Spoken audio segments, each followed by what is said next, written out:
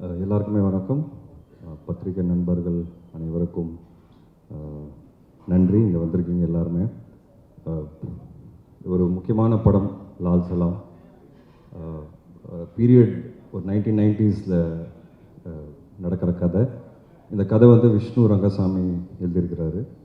உண்மையான ரியல் இன்சிடென்ட்ஸை வச்சு பேஸ் பண்ணி அவர் இந்த கதையை எழுதினார். அண்ட் ஃபிக்ஷனும் இருக்குது. ஸோ நிறைய ரியல் இன்சிடென்ட்ஸை வந்து கோர்த்து அதில் கிரிக்கெட் ஒரு முக்கியமான பார்ட் ப்ளே பண்ணுது.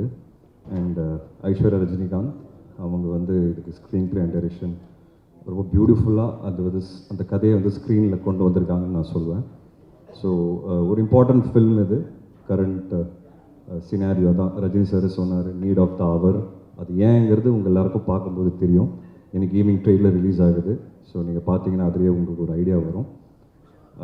லைக்கா ப்ரொடக்ஷன்ஸ் இந்த படத்தை வந்து ரொம்ப கிராண்டியராக ப்ரெசென்ட் பண்ணியிருக்காங்க. அவங்க பண்ணுற ஒவ்வொரு படமும் அதில் வந்து நல்ல கிராண்டியர் தெரியும் உங்களுக்கு. அண்ட் தமிழ் சினிமா வந்து உலக சினிமாத்துக்கு வந்து கொண்டு போய் சேர்க்குறாங்க. அந்த விதத்தில் லால் சலாமும் வந்து ஒரு வேர்ல்டு சினிமா அளவுக்கு போய் சேருங்கிறது நாங்கள் எல்லோரும் நம்புகிறோம். அதில் Lyca production Subaskaran sir and Tamil Kumaran sir இவங்க எல்லாருமே வந்து பயங்கரமாக சப்போர்ட் பண்ணியிருக்காங்க.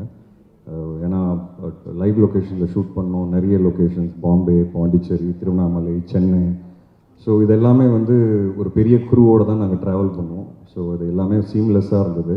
ஸோ அவங்க ப்ரொடக்ஷன் டீமுக்கு ரொம்ப நன்றி. சேது பாண்டியன் சார், அச்சுதன். படத்தை வந்து ரெட் ஜெயண்ட் ப்ரெசென்ட் பண்ணுறாங்க. அது என்னன்னு தெரியல, நான் எந்த படம் நடித்தாலும் ரெட் ஜெயண்ட்டை ரிலீஸ் பண்ணுறாங்க. ஆட்டோமேட்டிக்காக அங்கே போயிடுது. அந்த லக்கு எனக்கு இருக்குது. அண்ட் அவங்களோட பண்ணுற எந்த படமாக இருந்தாலும் ஹிட் ஆகும் எனக்கு. ஸோ அந்த விதத்தில் லால் சலாமும் கண்டிப்பாக மிகப்பெரிய ஹிட் ஆகும்னு நான் நம்புகிறேன். ஸோ உதயநிதி ஸ்டாலின் அவருக்கு வந்து எப்போவுமே ஒரு தேங்க்ஸ் என் சார்பாக. ஏன்னா எனக்கு வந்து 15 இயர்ஸ் முடிஞ்சிருக்கு இண்டஸ்ட்ரியில். அண்ட் 15 இயர்ஸ் ஜேர்னி வந்து யோசித்து பார்க்கும்போது ரொம்ப சில பேர் தான் என் கூட ரொம்ப ஸ்ட்ராங்காக ஒரு பில்லராக நின்னாங்க. அதில் உதயனா ஒன்று. ஸோ அவருக்கு எவ்வளோ தேங்க்ஸ் சொன்னாலும் பத்தாது. அண்ட் ஐஸ்வர்யா ரஜினிகாந்த் அவங்களுக்கு கண்டிப்பாக நான் மிகப்பெரிய நன்றி சொல்லணும். ஏன்னா எதாச்சும் இப்போ தான் எனக்கு 15 இயர்ஸ் முடிஞ்சிருக்கு. 15 இயர்க்கு அப்புறம் ஒரு பெரிய கிஃப்டாக வந்து எனக்கு கொடுத்தது வந்து லால் சலாம். இது வந்து என்னோடய ஜேர்னியை வந்து என்னோடய ஸ்ட்ரகிள்ஸை வந்து ரீவைண்ட் பண்ணி பார்க்கும்போது இன்றைக்கி அந்த கிஃப்ட், இவ்வளோ பெரிய கிஃப்ட் எனக்கு கிடச்சிருக்குங்கிறது உண்மையாக அவங்கனால தான் அது நடந்தது. ஏன்னா தலைவரோட ஒரு சீன் நடிச்சிட மாட்டோமா, தலைவரை பார்த்துட மாட்டோமாங்கிற நிறைய பேர் இயங்குவாங்க. ஸோ தலைவர் பக்கத்தில், தலைவர் கீழே ஒரு ஹீரோவாக வந்து இந்த வாய்ப்பு வந்து மிகப்பெரிய வாய்ப்பு. So it sums up my journey. நான் கிரவுண்டில் அவரை பார்த்தேன். அந்த டைமில் மேட்ச் பார்க்குறதுக்கு வந்தார். ஸோ அவர் அங்கே அன்றைக்கி பார்த்தேன். இப்போது நேரில் ஷூட்டிங் அப்போ பார்த்தேன். ஸோ அந்த ஃபீலிங் எனக்கு வேறு மாதிரி இருந்தது. அது கிரிக்கெட் படத்தில் நடிக்கணும்னு இருந்திருக்கு, நடக்கணும்னு இருந்திருக்கு. அண்ட் ஸோ யூனோ லைஃபோட ரொம்ப ஸ்பெஷல் மொமெண்ட்ஸ் வந்து எனக்கு இந்த படம் சார்பாக வந்து நிறைய நிறைய என்ன சொல்ல மெமரிஸ் கிடச்சிருக்கு. நிறைய இமோஷன்ஸ் எனக்கு அட்டாச்சாக இருக்குது இந்த படத்தோட. And I'm very confident. ஏன்னா இந்த படம் வந்து எல்லாருமே ஏன் பண்ணோம் அப்படிங்கிறது கேட்டிங்கன்னா, ஐஸ்வர்யா ரஜினிகாந்த் சொன்ன மாதிரி இந்த படத்தோட ஹீரோ வந்து படத்தோட கதை தாங்க. அதனால தான் ரஜினி சாரும் இவ்வளோ பெரிய கதாபாத்திரம் பண்ணுறதுக்கு ஒத்துக்கிட்டாரு. அண்ட் நானும் வந்து அந்த கதை கேட்ட உடனே எனக்கு ரொம்ப பிடிச்சிது. இவ்வளோ ஸ்ட்ராங்கான ஒரு கதை எடுத்து ஃபர்ஸ்ட் ஆஃப் ஆல் ஒரு டைரக்டர் ப்ரெசென்ட் பண்ணுறதுங்கிறதே அது ஒரு சேலஞ்சிங்கான விஷயம். I really appreciate the efforts and அந்த கன்விக்ஷன். ஃபஸ்ட் டைம் அவங்கள பார்க்கும்போது எனக்கு தெரிஞ்சு அவங்க கால் பண்ண சீக்கிரமாகவே நான் வந்து அவங்கள சந்திச்சிட்டேன். உடனே சந்திக்கும் போது ஒரு ப்ரெசன்டேஷன் காமிச்சாங்க ஐபேடில். அந்த ப்ரெசன்டேஷனே ரொம்ப கிளாரிட்டியோடு இருந்தது. ஸோ என்ன பண்ண போகிறோம், என்ன பண்ண போகிறாங்கிறத ரொம்ப ஒர்க் பண்ணி வச்சுருந்தாங்க. அந்த கிளாரிட்டி வந்து அன்றைக்கி அவங்ககிட்ட பார்த்தேன். அந்த கிளாரிட்டி என்றைக்கு வரைக்கும் அவங்களுக்கு இருக்குது. ஏன்னா இந்த படம் எழுதுறது ஈஸின்னு சொல்ல மாட்டேன், எழுதிடலாம், டைரக்டும் பண்ணிடலாம். பட் தலைவர் மாதிரி ஒருத்தர் இருக்கும்போது அது ரொம்ப கேர்ஃபுல்லாக பண்ண வேண்டியதாக இருக்குது. ஏன்னா ஒன்று, இந்த படம் பேசுகிற அரசியல்ங்கிறது அரசியல் நினச்சிக்காதீங்க. படம் பேசுகிற கருத்து அது வந்து ரொம்ப ரொம்ப பேலன்ஸ்டாக, ரொம்ப ரொம்ப கரெக்டாக, யாருக்கும் புண்படுத்தாமல் அதை வந்து வெளியே கொண்டு வரணும். அது வந்து ஒரு மிகப்பெரிய சேலஞ்ச். ரெண்டாவது வந்து ரஜினி சார் அது பண்ண போகிறாருங்கிறது அது அடுத்த சேலஞ்ச். ஸோ ஒரு டாக்டராகவும் அவங்களுக்கு ப்ரெஷர் இருந்திருக்கு, ஒரு டைரக்டராகவும் அவங்களுக்கு ப்ரெஷர் இருந்திருக்கு, அவங்கள ப்ரூவ் பண்ணணுங்கிற ஒரு ப்ரெஷரும் பயங்கரமாக இருந்திருக்கு. அண்ட் இவ்வளோ பெரிய கூட்டத்தை வந்து மேய்ச்சி அவங்க வந்து இந்த விஷயத்தை கொண்டு வரணும் ஸ்க்ரீன்லங்கிறது I think hats off to her. I really want to appreciate her efforts. நான் நிறைய டார்ச்சர் பண்ணுவேன், நிறைய கேள்வி கேட்பேன். பட் ஒரு நாள் கூட சலிக்காமல் எனக்கு வந்து கரெக்டான பதில் கொடுப்பாங்க. எனக்கு ஒரு நாள் கூட ஸ்பாட்டில் டவுட்டுன்னு வந்தது கிடையாது. நான் கொஸ்டின்ஸ் கேட்பேன் தவிர்த்து எனக்கு டவுட்டுன்னு ஒரு நாள் கூட வந்தது கிடையாது. நான் ரொம்ப இன்வால்வ்டாக ஒர்க் பண்ணுவேன் ஆஸ் அன் ஆக்டர். சில பேருக்கு அது பிடிக்கும், சில பேருக்கு பிடிக்காது. பட் அவங்க அதை ரொம்ப ஸ்போர்ட்டிவாக எடுத்துக்கிட்டாங்க. ஏதாவது கருத்து சொன்னால் கேட்டுக்கிறாங்க. அவங்களுக்கு கரெக்டுன்னு தோணுச்சுன்னா ஓகே, இல்லைன்னா ஸ்ட்ராங்காக நிற்பாங்க. எனக்கு அதுதான் அவங்களோட கேரக்டரில் ரொம்ப ரொம்ப பிடிச்ச விஷயம். அவங்க எவ்வளோ ஸ்ட்ராங்கான கேரக்டருங்கிறது உங்கள் எல்லாருக்கும் அந்த ஆடியோ லான்ச் அன்றைக்கே தெரிஞ்சிருக்கும். எவ்வளோ கிளாரிட்டியோட, எவ்வளோ கிளியராக, எவ்வளோ ப்ரிசைஸாக அவங்க என்ன பேசுனாங்கங்கிறது. அது வந்து அதுக்கு தைரியம் வேணும். அண்ட் அந்த தைரியம் அவங்ககிட்ட இருக்குது, அந்த வெறி அவங்ககிட்ட இருக்குது, அண்ட் அந்த டெடிகேஷன் அவங்ககிட்ட இருக்குது. அதனால இந்த படம் கண்டிப்பாக ஜெயிக்கும் நான் ரொம்ப ரொம்ப ஸ்ட்ராங்காக நம்புகிறேன். ரஜினி சார், அவரை பற்றி எவ்வளோ பேசினாலும் கம்மி. Is a great human being. அது ஏங்கிறது நான் இந்த இடத்துல சொல்லணும்னு நினைக்கிறேன். நிறைய பேர் அது சொல்லாதீங்க வெளியேன்னு சொன்னாங்க, பட் அதை நான் பதிவு பண்ணணும்னு நினைக்கிறேன். இது கொஞ்சம் பர்சனல் தான் அது. ஸோ இந்த படம் வந்து நான் எனக்கு வரும்போது எனக்கு ஒரு ஃபோன் கால் வருது. என் பையனோட அம்மா என்கிட்ட பேசுகிறாங்க. நான் நீ இந்த படம் பண்ணுறியா அப்படின்னு கேட்டாங்க. உனக்கு எப்படி தெரியும் அப்படின்னு கேட்டேன். இல்லை ரஜினி சார் என்னை கூப்பிட்டாரு, இந்த மாதிரி உனக்கு வாய்ப்பு வந்ததா அப்படின்னு. ஆமாம் வந்திருக்கு. அவர் என்கிட்ட கேட்டார், ரஜினி, என் பையனோட அம்மாவோட பேர் ரஜினி. ஸோ ரஜினி, இந்த மாதிரி என் பொண்ணு சொல்லியிருக்கா விஷ்ணு வந்து இந்த கதாபாத்திரம் பண்ணால் நல்லாயிருக்கும், அங்கிள் நானும் அந்த படத்தில் நடிக்கிறேன், ஓகே அம்மா உனக்கு அப்படின்னு கேட்டிருக்காரு. அதை நான் மறக்கவே மாட்டேன். ஏன்னா அவர் இம்பார்ட்டன்ஸ் கொடுத்துருக்காரு பாருங்க எங்கள் ஃப்ரெண்டோட பொண்ணுக்கு. அதுதான் என்னை பொறுத்த வரைக்கும் அவர் சூப்பர் ஸ்டாராக இருக்கிற காரணம். அந்த ஃப்ரெண்டை வந்து மதித்து, அந்த பொண்ணை மதித்து அவரை கூப்பிட்டு அதை கேட்டிருக்கிறாரு. இதை நான் சொல்லுமா வெளியே சொல்லிடக்கூடாதுன்னு எனக்கு தெரியாது, பட் நான் சொல்லணும்னு நினைக்கிறேன். என்னை பொறுத்த வரைக்கும் அவர் சூப்பர் ஸ்டார் இருக்கிறது காரணமே அந்த மனசு தான். அண்ட் அது வந்து நான் ரொம்ப பெருமைப்படுறேன் ஆக்சுவலாக. அது அவர் கேட்டாருங்கிறது, அந்த வேல்யூ வந்து கொடுத்துருக்காரு பாருங்க. So it is a very ரொம்ப இமோஷனல் ஃபில்ம். எனக்கு அங்கேருந்து தான் ஸ்டார்ட் ஆச்சு. அண்ட் என் பையனோட அம்மா விஷ் பண்ணாங்க. ரொம்ப சந்தோஷம். நான் அவர் சார்கிட்ட சொன்னேன், சார் அதெல்லாம் ஒன்றும் கிடையாது சார், சூப்பர் சார் அப்படின்னு சொன்னேன். ஸோ நீ ஆல் த பெஸ்ட், நல்லா பண்ணு அப்படின்னாங்க. ஸோ அதுதான் ரஜினி சார் என்னை பொறுத்த வரைக்கும். மற்றபடி ரஜினி சார் பற்றி நிறைய பேசலாம். அவரோட ஸ்டைல், கரிஸ்மா, அதுக்கு அடிச்சுக்கிறதுக்கு அதுக்கு எனக்கு தெரிஞ்சு அது அது ஒரு ட்ரீம் மாதிரிங்க. அவரை நேரில் அதை பார்க்குறதுங்கிறது ஒரு மிகப்பெரிய ட்ரீம். நம்ம எல்லோரும் வந்து பெரிய ஸ்க்ரீனில் பார்த்து கைத்தட்டி விசில் அடிச்சிருக்கோம். பட் அது நேரில் நாங்கள் பார்க்கும்போது, நானும் விக்ராந்த் வந்து அவர் ஃபஸ்ட் ஷாட்டில் தங்கதுரை உட்காந்துருந்தார். பாம்பேல எங்களுக்கு ஷூட்டு ஃபஸ்ட் ஷாட்டே வந்து ஆக்ஷன் ஒரு சீக்வன்ஸ் சொன்னால் அதில் ஃபஸ்ட் ஷாட் அவர் வாக் தான். ஸோ நாங்கள் 3 பேர் ஓரமாக சேரை போட்டு அந்த வாக்கை நேரில் பார்த்து ஒருத்தருக்குள்ளே பேசிகிட்டு இருந்தோம். பா என்னடா இப்படி இருக்காரு அப்படின்ட்டு. ஸோ அதான் அது அந்த மாதிரி நிறைய எக்ஸ்பீரியன்ஸஸ் இந்த படத்தில் வந்து அவரோட சாரோட வந்து நாங்கள் ஃபஸ்ட் கண்ணு முன்னாடி பார்த்தோம். அண்டு விஷ்ணுனாலே நல்ல கதை, விஷ்ணுனாலே படம் ஹிட் ஆகும், விஷ்ணு நல்ல கதை ஆட்டோமேட்டிக்காக விஷ்ணு தேடி வரும், அதுதான் உன் அடையாளம் அப்படின்னு சொல்லி ஒரு கான்வர்சேஷன் என்கிட்ட சொன்னார். ஸோ எனக்கு வந்து என் அடையாளத்தை காமிச்சிருக்கிறாரு, நல்ல ஸ்கிரிப்ட்ஸ். ஸோ அதை இன்னமும் நான் எஃபர்ட் எடுத்து இன்னமும் நிறைய நல்ல ஸ்கிரிப்ட்ஸ் பண்ணுங்கிறது எனக்கு ஒரு கன்விக்ஷன் வந்திருக்கு. இவ்வளோ பெரிய சூப்பர் ஸ்டார் அதை அக்னாலேஜ் பண்ணும்போது நம்மளோட கான்ஃபிடென்ஸே வேறு லெவலுக்கு போகும். அது அவருக்கு பண்ணணுன்னு அவசியமே கிடையாது. அதுதான் அவரோட மனசு. அந்த மனசுக்கு தான் அவர் இந்த இடத்துல நிற்கிறாரு. அண்ட் படத்தில் நிறைய ஆக்டர்ஸ் இருக்கிறாங்க, எல்லாருமே எனக்கு ரொம்ப ஃபேவரட். முக்கியமாக செந்தில் சாரோட ஃபஸ்ட் டைம் காம்பினேஷன். நான் வந்து ரஜினி சாரோட இதுக்கு முன்னாடி ஃபோட்டோ எடுத்திருக்கேன், பட் செந்தில் சாரை ஃபஸ்ட் டைம் நேரில் பார்த்தேன். அந்த முதல் நாளே வந்து நான் ஃபோட்டோ எடுத்து என்னோடய ஃபேமிலி குரூப்பில் போட்டேன். இந்த மாதிரி செந்தில் சார் கூடலாம் நான் நடிக்கிறேன், பயங்கர சந்தோஷம் எனக்கு அப்படின்ட்டு. ஒரு மிகப்பெரிய லெஜெண்ட் சார். அண்ட் குழந்த மாதிரி இருந்தார் ஸ்பாட்டில். அவரோட நடித்த நாட்கள்லாம் ரொம்ப ஹாப்பியாக, ரொம்ப பெருமையாக ஃபீல் பண்ணேன். ஒரு பயங்கர ஜாலியாக நாங்கள் எல்லோரும் உட்காந்து பேசிக்கிட்டு டயலாக் ப்ராக்டிஸ் பண்ணிட்டு பண்ணுவோம். அப்புறம் தம்பி சார், நீர்பறவைக்கு அப்புறம் இந்த படம் ஒரு திருப்பி நல்ல ரிலேஷன்ஷிப். அந்த படம் ஹிட் ஆன மாதிரி இந்த படம் கண்டிப்பாக மிகப்பெரிய ஹிட் ஆகும் நமக்கு. அண்ட் தொடர்ந்து நம்ம இன்னும் நிறைய படங்கள் பண்ணோம் சார். சாரோட திறமை, ஐ மீன் நாலேஜ் எல்லாருக்குமே தெரியும். ஸ்பாட்டில் உட்காந்து பயங்கரமான விஷயங்கள்லாம் பேசுவார். நாங்கள் நிறைய பேசுவோம் 2 பேரும். அண்ட் நிறைய அவர்கிட்ட இருந்து கற்றுக்கிட்டேன். அவரோட எக்ஸ்பீரியன்ஸஸ் ஷேர் பண்ணார். மூணார் ரமேஷ் அண்ணா இந்த படம் மூலிமா எனக்கு வந்து ஒரு நல்ல நட்பு கிடச்சிருக்கு, ஸ்ட்ராங்கான பர்சனாலிட்டி. அண்ட் அவர் எது பேசினாலும் ஒரு சென்ஸோடு தான் பேசுவார். அது வந்து எனக்கு ரொம்ப பிடிச்சது அவரை பற்றி. அழட்டிக்க மாட்டார், கச்சாமுச்சான்னு பேச மாட்டார், எது சொல்ல வராரோ ரொம்ப கிளியராக தெளிவாக பேசுவார். இதெல்லாம் நாங்கள் லேர்ன் பண்ணுற ஒரு விஷயம். ஆஸ் அன் ஆக்டர் வந்து நான் எல்லாரோட நடிக்கும்போது இதில் நான் நிறைய லேர்ன் பண்ணுறேன். அப்புறம் தங்கதுரை சொன்ன மாதிரி நாங்கள் நிறைய ஓட்டணும் தங்கதுரையை. ஆனாலும் அவர் அசரலை. இப்போ பாருங்கள், ஸ்டேஜில் வந்து கூட 2 ஜோக் அடிச்சு தான் போனார். நாங்கள் வேணான்னு சொன்னோம் கீழே இருந்து. அப்படி இருந்தோ கேட்கல. என்ன சொன்னாலும் அவரை கேட்க மாட்டார். அவர் சொல்ல வேண்டிய ஜோக்கு அடிச்சுட்டு தான் போவார். அவர் ரொம்ப டார்ச்சர் பண்ணார் எங்கள் எல்லாரையும் ஸ்பாட்டில். ஸோ தங்கதுரை கண்டிப்பாக இந்த படம் வந்து இந்த லவ் சாங்கில் வந்து உங்களை நடிக்க சொன்னாங்க. படத்தில் நான் லவ் பண்ணேன், அந்த ஸ்பாட்டில் நீங்கள் தான் லவ் பண்ணீங்க. நான் தெளிவாக பார்த்தேன், ரொம்ப க்ளோஸாக பார்த்தேன், பொறாமையும் பட்டிருக்கிறேன் நான்.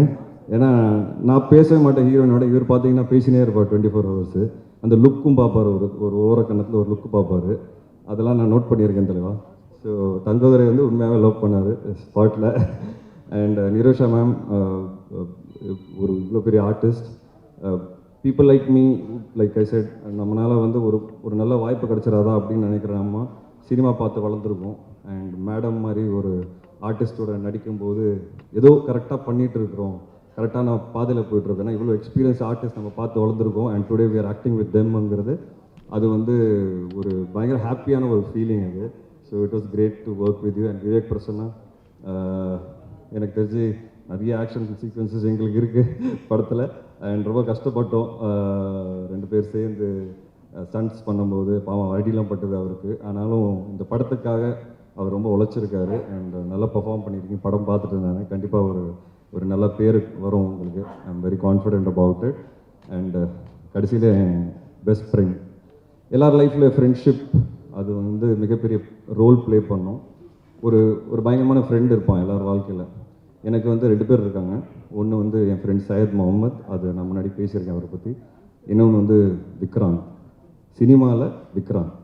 ஸோ என்னோடய struggles, ups downs, personal life, வீட்டில் இருக்கிற பிரச்சனைகள் எல்லாமே ஷேர் பண்ணியிருக்கோம். ஒருத்தரோட நாங்கள் ஷேர் பண்ணியிருக்கோம். அண்ட் எஸ்பெஷலி படுற கஷ்டம் சினிமாவில் ஒவ்வொரு படத்தில் வந்த புதுசில் இந்த ஓப்பனிங் வருமா, ஆள் வருவாங்களா. ஏன்னா எங்களை மாதிரி ஆளுங்களுக்கு அந்த மாதிரி ஸ்டார்ட் பண்ணும்போது அந்த ஓப்பனிங்கிறது ஒன்று ஈவினிங் ஷோவில் தான் டாக் ஆரம்பிக்கும். அந்த நாட்கள்லேருந்து இன்றைக்கி நாங்கள் வந்து ஒன்றா லால் சலாம் மாதிரி ஒரு படத்தில் நடிக்கிறோம்.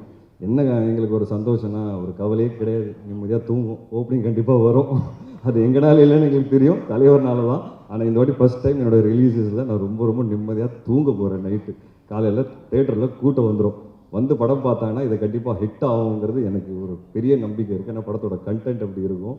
ஸோ இந்த ஒரு நம்பிக்கையோடு தான் நாங்கள் இருக்கிறோம். அண்ட் இந்த ஆப்பர்ச்சுனிட்டி கொடுத்ததுக்கு ஐஸ்வர்யா மேம்க்கு தேங்க்ஸ் சொல்லணும். ரஹ்மான் சார் வந்து அவரோட படத்தில் வந்து ஒரு அழகான ஒரு சாங் கிடச்சிருக்கு எனக்கு. ஏப்புள்ள சாங் ரொம்ப ஸ்பெஷலான சாங் எனக்கு. என்னோடய ஃபேவரட் பார்த்தீங்கன்னா அன்பாலனே சாங். அது வந்து நான் டெய்லி போட்டு 10 வாட்டி கேட்டுட்ருக்கிறேன். ரொம்ப நல்லாயிருக்கும், ரொம்ப இமோஷனலாக இருக்கும். அதோட சீக்வன்ஸ் நீங்கள் விஷுவலில் பார்க்கும்போது பார்ப்பீங்க, சூப்பராக இருக்கும் அதோட விஷுவல்ஸ். எனக்கு தெரிஞ்சு இந்த படத்தோட ஹைலைட்டே அந்த பாட்டாக தான் இருக்கும். ரஜினி சார் ஒரு ஆக்டராக அதில் வந்து பயங்கரமாக பெர்ஃபார்ம் பண்ணியிருக்கிறாரு. அண்ட் அது பார்த்து அந்த சாங் கேட்டோடனே எனக்கு ஒரு மாதிரி இமோஷன் ஆகி கண்ணெலாம் கலங்கிரும். Because I know the visuals நீங்கள் யாரும் பார்க்கலன்னு நான் பார்த்துருக்குறேன். ஸோ சூப்பரான song. So Rahman sir is a big backbone to the script. And அவரோட படங்கள் அவர் கூட வந்து சேர்ந்து படங்கள் பண்ணணுங்கிறது நிறைய ஆசை இருக்குது. அது ஒரு ஆரம்பமாக பார்க்குறேன் லால் சலாமை. அண்ட் போகிறதுக்கு முன்னாடி நான் ஒரே ஒரு விஷயம் சொல்லணும்னு ஆசைப்பட்றேன். கொஞ்ச நாள் முன்னாடி நான் வந்து ஒரு ட்வீட் போட்டேன், இந்த பாரத் இந்தியா அப்படின்னு சொல்லி பேர் மாறுது அப்படின்னு சொல்லி ஒரு ரூமர்லாம் வந்தது. அப்போது எனக்கு திடீர்னு ஒரு திங்கிங், சின்ன வயசுலேருந்து இந்தியா பாரத் இந்தியா எல்லாம் ஒன்று தானே, ஏன் திடீர்னு பேர் மாற்றோம் அப்படின்னு சொல்லி எனக்கு தோணுச்சு. அதை நான் பதிவு பண்ணேன். அந்த பதிவு வந்து ஒரு ட்வீட்டாக பண்ணும்போது அது பயங்கரமாக வைரல் ஆகி பயங்கரமான கமெண்ட்ஸு. ஏன்னா இது வரைக்கும் பார்த்தீங்கன்னா என் லைஃப்பில் நான் அரசியல் சார்ந்த எந்த விதமான ஒரு ஒப்பீனியன் போட்டதே கிடையாது. ஏன்னா எனக்கு அரசியல் பற்றி எதுவுமே தெரியாது, சுத்த ஜீரோ நாலேஜு. இது ஒரு இந்தியன் சிட்டிசனாக எனக்கு என்ன தோணுச்சுன்னு அதை நான் பதிவு பண்ணேன். எனக்கு தப்பாக தெரியல, என் ஒப்பீனியன் நான் சொல்லணும்னு ஆசைப்பட்டேன். ஆனால் அதுக்கு வந்து எதிர்ப்பு இருக்குல்ல, 2 நாளில் நான் ஆன்டி இந்தியன் ஆகிட்டேன், நான் ஆன்டி ஹிந்து ஆகிட்டேன், நான் ஆன்டி நிறைய ஆகிட்டேன், ப்ரோ நிறைய ஆகிட்டேன். உடனே என் ஒய்ஃப் வந்து ஆக்சுவலாக ஹாஃப் சைனீஸு. ஸோ நான் இந்த ஊரே இல்லை அப்படின்ட்டாங்க. ஏன்னா என் ஒய்ஃப்னால நான் அதை பேசிகிட்டு இருக்கேன்ட்டாங்க. எனக்கு ஒன்றுமே புரியல. என்னால் ஏன் ஒரு பதிவு வந்து ஏன் இவ்வளோ ஒரு எதிர்ப்பு அப்படின்னு யோசிக்க ஆரம்பித்தேன். ஹேட்ரட், இவ்வளோ ஹேட்ரட் ஏன் இப்படி இருக்கோம் நம்ம எல்லாரும் யோசித்தோம். ஒருத்தருக்கு ஐடியாலஜி மாறலாம், இல்லை ஒருத்தருக்கு ஒப்பீனியன் மாறலாம். அந்த ஒப்பீனியன் நம்ம ரெஸ்பெக்ட் பண்ணிட்டு போகணும். அப்படி தானே, அதுதானே ஹியூமனிட்டி. எனக்கு ஒரு விஷயம் பிடிச்சிருக்கு, எனக்கு ஒரு விஷயம் பிடிக்கல. ஓகே, உனக்கு ஒரு விஷயம் பிடிச்சிருக்கு, அது பிடிக்கல. ஜஸ்ட் பிகாஸ் எனக்கு பிடிச்சிருக்கிறது உனக்கு பிடிக்கல அப்படிங்கிறதுக்காக நான் உங்களை இறக்கி பேசக்கூடாது. This is what I faced. And எனக்கு அது ரொம்ப ஸ்ட்ரேஞ்சாக இருந்தது. இப்போ நம்ம நாட்டில் பார்த்தீங்கன்னா நிறைய ஹேட்ரட் இந்த மாதிரி பயங்கரமாக பரவிட்டு இருக்கு, எஸ்பெஷலி சோஷியல் மீடியா. ஆனால் நம்ம சுற்றி இருக்கிற ஆளுங்களோட உட்காந்து பேசும்போது அது இல்லவே இல்லை. அப்போ உண்மையாகவே அது சோஷியல் மீடியாவில் மட்டும் தான் இருக்கா, இல்லை அது உண்மையாகவும் இருக்கா அப்படின்னு ஒரு கேள்வி வருது. பட் அது உண்மையாகவும் இருக்குது. நம்ம நிறைய இன்சிடென்ட்ஸ் பார்க்குறோம். இந்த படம் அதை பற்றி தான் பேசும். ஹேட்ரடு இருக்கக்கூடாதுங்க. ஒப்பீனியன் மாறலாம், நம்பிக்கை மாறலாம், ஐடியாலஜி மாறலாம், நிறைய விஷயங்கள். ஒருத்தரோட மதத்தில் வந்து இன்னொரு மதத்துக்கு வந்து ரெஸ்பெக்ட் கொடுக்க வேண்டிய ஒரு விஷயமா வந்து அதான் டிஃப்ரென்ஸ் இருக்கலாம் மதங்களில். பட் ஒருத்தருக்கு நம்ம ரெஸ்பெக்ட் கொடுத்து போகணுங்கிறது தானே வாழ்க்கை. இந்த படம் அதை சொல்லிக் கொடுக்கும். அதுதான் Lal Salaam. And I'm very confident that this film will definitely create noise. உங்களுக்கு சிம்பிளாக சொல்லணும், அதான் எக்ஸாம்பிளாக சொல்லணும்னா, இன்றைக்கி தளபதி அப்படின்னு ஒரு யார் உங்களுக்கு பிடிக்கும் அப்படின்னு கேட்டால் ஒரு பதிலே கொடுக்க முடியலங்க. ஏன்னா நீங்கள் ஒரு பக்கம் பதில் கொடுத்தீங்கன்னா இன்னொரு பக்கம் தாக்குறாங்க, இன்னொரு பக்கம் பதில் கொடுத்து அந்த பக்கத்தில் தாக்குறாங்க. ஏன் நம்ம இப்படி இருக்கோங்கிறது, இந்த மாதிரி கேள்விகள் எனக்கு நிறைய வரும் லைஃப்பில். So I think this film is an answer and is an example that we should respect opinions. We should respect opinions. We should respect difference of opinions, and we should respect our beliefs and others' beliefs. That is why Lal Salam will really do well, and I'm happy and proud to be a part of this movie. Thank you so much. And பத்திரிகை நண்பர்கள், 15 வருஷம் இன்னைக்கு இங்கே நிற்கிறேன் அப்படின்னா, இன்னைக்கு இந்த பரிசு எனக்கு கிடச்சிருக்குன்னா அது நீங்கள் எல்லாரும் தான் காரணம். ஏன்னா ஒவ்வொரு படமும் வந்து விமர்சனங்களுக்கு அப்புறமா தான் எனக்கு கூட்டம் வரும். அந்த ரிவ்யூஸை நான் ரொம்ப மதிக்கிறவன். அதுக்கு காரணமே நீங்கள் தான். நீங்கள் கொடுத்த நல்ல ரிவ்யூஸ் எப்போவுமே எனக்கு வந்து கூட்டம் கொண்டு வந்திருக்கு.